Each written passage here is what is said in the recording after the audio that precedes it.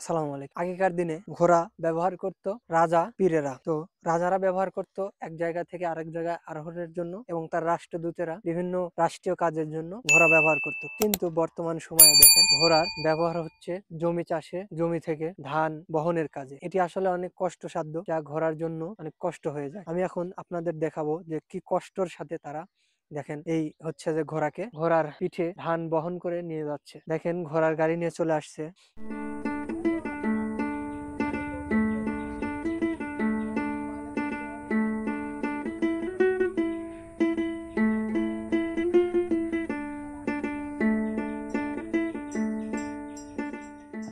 যেই ঘোড়া ব্যবহার হতো রাজাদের কাজে, আর সেই ঘোড়া ব্যবহার হচ্ছে এখন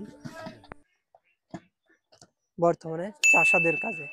তো এটা আসলে অনেক ঘোড়াদের জন্য কষ্টের। আপনারা এই কাজগুলোকে কিভাবে দেখছেন অবশ্যই কমেন্ট করে জানাবেন।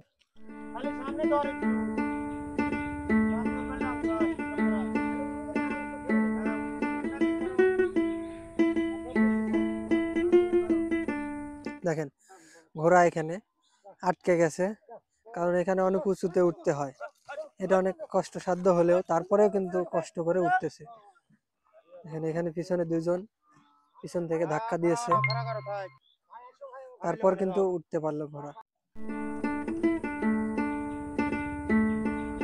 দেখেন সারিবদ্ধ ভাবে আসতেছে।